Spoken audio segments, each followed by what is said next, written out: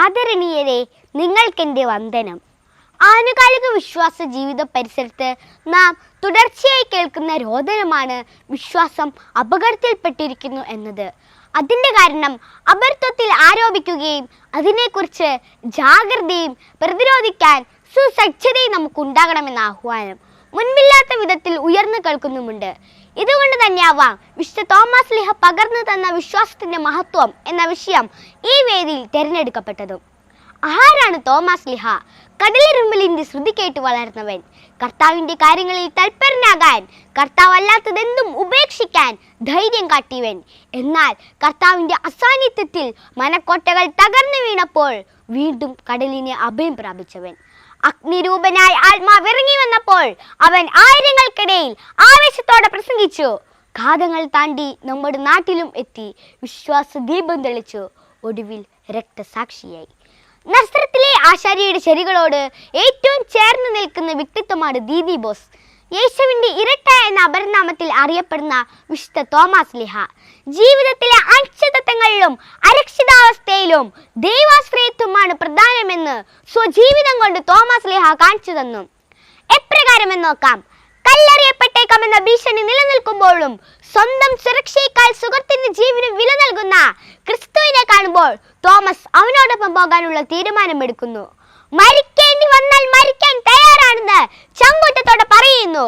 ജീവിത സാഹചര്യങ്ങൾ എത്ര പ്രതികൂലമാണെങ്കിലും ക്രിയാത്മകമായി സ്ഥൈര്യത്തോടെ പരീക്ഷണങ്ങളെ നേരിടാൻ എനിക്ക് സാധിച്ചെങ്കിലേ കർത്താവിൻ്റെ കൂടെ ധൈര്യത്തോടെ ദൃഢനിശ്ചയത്തോടെ ആയിരിക്കാൻ സാധിക്കുമെന്ന് ഈ ക്രിസ്തു ശിഷ്യന്റെ ധീരത എന്നെ പഠിപ്പിക്കുന്നു. അടുത്തത്, സ്വന്തം അറിവില്ലായ്മയും ബോധ്യമില്ലായ്മയും കുറിച്ച് സങ്കോചമില്ലാതെ തുറന്നു പറയുന്നു തോമസ്.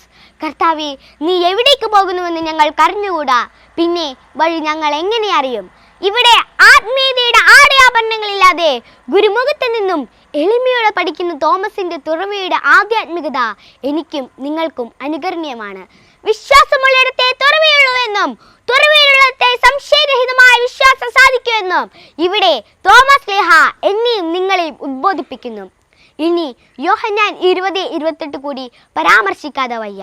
എൻ്റെ കർത്താവേ, എൻ്റെ ദൈവമേ, തോമസ് ലീഹയുടെ ആത്മാവിൽ ഉയർന്ന രോദനം, തൻ്റെ വ്യക്തിത്വത്തിൽ ഇതുവരെ മനസ്സിലാക്കാൻ കഴിയാത്ത സത്യത്തിന് മുൻപിൽ കണ്ണു തുറന്നപ്പോൾ ഉണ്ടായ ഹൃദയത്തിൻ്റെ ഭാഷ. ഇനി ഒരിക്കലും അവിശ്വസിക്കില്ല എന്ന വാഗ്ദാനം അതിലുണ്ടായിരുന്നു. ആൾക്കൂട്ട ആധ്യാത്മികതയല്ല, മറിച്ച് ഞാൻ തൊട്ടറിഞ്ഞ, എന്നെ തൊട്ട, ഞാൻ ഏറ്റുപറഞ്ഞ വിശ്വാസമാണ് ഞാൻ സാക്ഷ്യപ്പെടുത്തേണ്ടത്. ഇവിടെ വിശ്വാസം വ്യക്തിപരമാകുന്നു.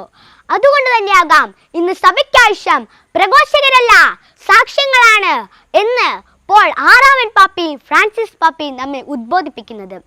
എന്നാൽ നിർഭാഗ്യകരമെന്ന് പറയട്ടെ, വിശ്വാസത്തിന് ധീരസാക്ഷ്യം വഹിച്ച തോമസ് ലീഹയ്ക്ക് ഞാൻ എൻ്റെ ജീവിതത്തിൽ സാക്ഷ്യം നൽകാറുണ്ടോ? ഞാൻ ഉൾപ്പെടുന്ന എൻ്റെയും എൻ്റെ കുടുംബങ്ങൾക്കും ഇന്നെന്തു പറ്റി? വിരൽ തുമ്പിൽ എത്തുന്നവയോടാണ് ഇന്നെല്ലാവർക്കും താല്പര്യം.